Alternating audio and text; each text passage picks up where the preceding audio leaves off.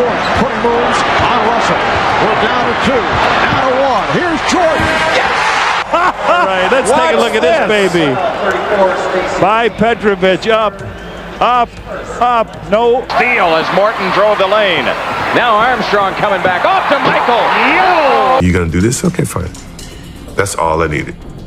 That's all I needed for him to do that, and it became personal with me. You don't need complicated statistics to understand why Michael Jordan became one of the most feared competitors basketball has ever seen. His greatness was visible in the way he controlled the biggest moments, turning impossible situations into performances that felt almost scripted. Whether it was a game-winning jumper under enormous pressure, an incredible midi adjustment that showed his creativity, or an unforgettable shooting display where he made 6 three-pointers in a finals half and barely reacted, Jordan constantly made the extraordinary look completely normal. There was a precision to everything he did, as if he already knew exactly how the possession would unfold before anyone else could react. When Jordan stepped onto the court, it often felt like he wasn't simply participating in the game, he was controlling the entire narrative. That is why watching him was different from watching an ordinary superstar. At any moment, he could produce a play that made the crowd freeze, left defenders frustrated, and eventually became part of NBA history. His 6 championships, MVP awards, and perfect finals record are obviously major parts of his legacy, but they don't fully explain why opponents feared him so much. The real answer was found in those unforgettable moments when Jordan seemed to raise his level simply because the situation demanded it. And perhaps nowhere was that mentality more obvious than when he faced the Boston Celtics and Larry Bird during the 1980s. For a young player going against Boston, the smart approach was to stay disciplined, follow the system, and avoid giving the Celtics any extra confidence. But Jordan was never interested in playing cautiously just because the opponent carried a legendary reputation. When he found himself matched against one of the fiercest competitors of that generation, he didn't hesitate or show intimidation. He attacked, challenged Bird directly, and played as though respect had to be earned on the court rather than automatically given because of someone's reputation. That fearless approach became one of the defining characteristics of Jordan's career. 12-point lead in the first half of the game against the Celtics Thursday. Jordan trying to fake Bird, can't do it. Jordan didn't hesitate for even a moment. He hit Larry Bird with one sharp crossover, followed it with another, shifted Bird completely off balance, and then calmly rose for the jumper as if the defender in front of him was just another obstacle. The significance wasn't simply that the shot went in, it was that Jordan was willing to challenge Larry Bird, a player who was already considered one of the game's greatest competitors, while Jordan himself was still establishing his name. Moments like that showed that Jordan wasn't waiting for permission to become the face of the league. He was already testing the limits of what was possible and showing that even established legends could become victims of his brilliance. But Jordan's greatness wasn't limited to half-court moves or difficult jump shots. In transition, he had an entirely different level of control. Most players attack a fast break with urgency, trying to reach the basket before defenders could recover. Jordan somehow made the same situation look completely different.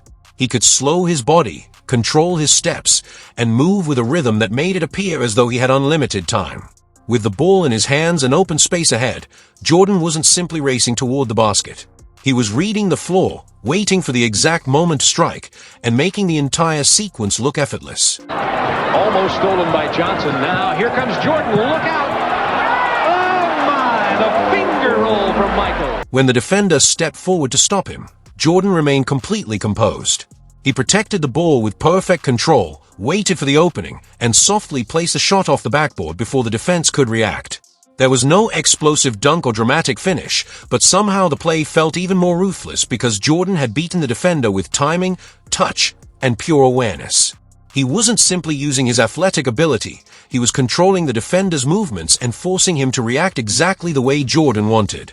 That kind of basketball intelligence was already becoming visible early in his career.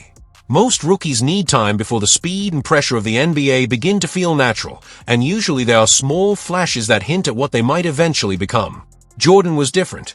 From the beginning, his confidence looked far beyond his experience level. He didn't play like someone trying to figure out whether he belonged. He played like someone who already believed the league needed to adjust to him. Well, it really can be a spectacular night for the Bulls as Jordan has come up with another steal. Jordan ripped the ball away, sprinted into open space, and finished the play with a sideways windmill dunk that was completely unnecessary, yet perfectly captured his personality. He could have taken the easy route and simply laid the ball in, but Jordan wasn't interested in ordinary finishes. Even as a rookie, he understood that certain plays could send a message, and this was one of them. It wasn't just a steal followed by a dunk, it was Jordan announcing that he wasn't waiting years to become a superstar. He already believed he belonged among the best, and the rest of the league was going to have to discover that for itself. Every legendary career eventually produces a performance that reveals something deeper than numbers, and for Jordan, one of those defining moments came when he was battling a serious fever while his team faced a difficult deficit. Most players would have considered staying home, but Jordan suited up anyway and somehow found another level. The remarkable part wasn't simply that he played through the illness, it was the way he continued attacking, competing, and taking control when his body was clearly fighting against him. Pippen backing Hornacek. Here's Jordan. Yes!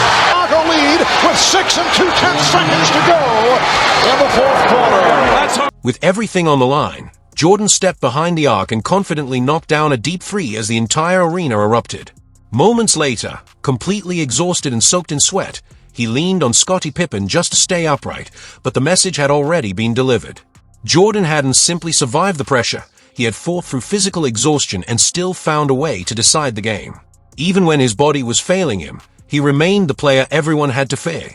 That same ability to create something out of nothing became one of the defining features of his game. Jordan didn't need an open lane or perfect spacing to score. In fact, crowded situations often seemed to bring out another level of creativity. When the Miami Heat collapsed their defense around him in the playoffs, surrounding him with defenders and trying to eliminate every possible angle, Jordan refused to settle for what the defense offered. He created his own opportunity, turning a seemingly impossible possession into a scoring chance through footwork, balance, timing, and an extraordinary ability to remain composed in chaos. For Jordan, defensive pressure wasn't always an obstacle. Sometimes it was simply another challenge to solve. Around the Georgia screen, back to Michael, three-point arc, against Long, starts the drive, spins down the middle, hangs in the air, and floats it in. Jordan could turn complete chaos into a scoring opportunity. He would spin through multiple defenders, rise through traffic while hands reached from every direction, and somehow adjust in mid-air before softly floating the ball toward the basket. It wasn't the kind of shot a coach would normally draw up, but Jordan had a rare ability to make difficult attempts look completely natural. There was no visible panic in his movements, only patience, precise footwork, and incredible control of his body. Even when the defense executed its assignment almost perfectly, Jordan could still find a way to make the possession unforgettable. And sometimes, he didn't even need a complicated setup to create that kind of moment. A simple catch, one quick read, and an instant decision were enough. Before the defenders could understand what was happening, Jordan had already identified the opening, elevated, and released the shot. That was part of what made him so dangerous. His reaction time was so quick that by the time opponents realized he had decided to attack, the play was already over. Giving these numbers a lot today. The Bulls only 2 baskets in the last 14 minutes. Jordan grabbed the ball, used a quick fake to hold the help defender in place, and then attacked the lane before anyone could recover. In an instant, he was at the rim, exploding into the finish while the defense seemed to disappear around him. There was nothing unnecessary about the play. It wasn't built around a complicated sequence or flashy move. It was quick, precise, and devastating. Jordan didn't need to overpower every defender in his path. All he needed was one hesitation, one defender leaning the wrong way, and the opportunity was already gone. That ability to recognize and exploit the smallest opening made his athleticism even more dangerous. Some Jordan plays are remembered because they changed the outcome of a major game, while others remain unforgettable simply because they looked almost impossible. This was one of those moments. It didn't decide a championship or end a playoff series, but anyone who witnessed it understood why it became so memorable. For a brief second, everything seemed to slow down. Jordan made the impossible look routine, and everyone watching was left trying to understand how he had pulled it off. 9. The look away to Livingston. Jordan. Jordan attacked the basket expecting to finish with a powerful dunk, but instead of forcing the play, he stayed in the air long enough to change his mind completely. While drifting past the Lakers' entire frontcourt, he switched the ball to his left hand and softly guided it off the glass for the finish. The hand change wasn't necessary, and that's exactly what made the play so impressive. Jordan didn't make that adjustment because he had no other option. He made it because he saw a better path to the basket in the middle of the move. That combination of awareness, body control, and decision-making at full speed was one of the qualities that separated him from almost everyone who came before or after him. And even when Jordan eventually returned to the NBA with the Washington Wizards, the story was still the same in one important way. He was older, his explosiveness had declined, and he was obviously no longer the unstoppable athlete from his Chicago years, but he still possessed something defenders couldn't simply take away: complete control of his movements and an unmatched understanding of one-on-one basketball. When the game became a personal battle, Jordan didn't always need his younger legs. His footwork, timing, patience, and experience were often enough to create the advantage. Jordan keeping the dribble. Stuck right with Anderson, just looked over at him and said, "Man, you're 40 years old." Jordan calmly studied the defender, created just enough separation to reach his preferred spot, and then buried a difficult contested jumper as if it were a routine practice shot. Afterward, he turned toward the defender with that familiar confidence, delivering a few quiet words and a look that said more than any celebration could. He wasn't trying to convince anyone that he could still compete at an elite level. He was reminding everyone that his understanding of the game had never disappeared. Age could take away some of his explosiveness, but it couldn't erase his instincts, footwork, confidence, or ability to take control of a one-on-one matchup. That same mentality became even more powerful when the stakes reached the NBA Finals. Every possession suddenly carried enormous pressure, every missed opportunity could become unforgettable, and every decision could define an entire series. That was exactly the atmosphere surrounding Game 1 against the Utah Jazz, with the score tied and only seconds remaining. There was no mystery about where the Bulls wanted the ball.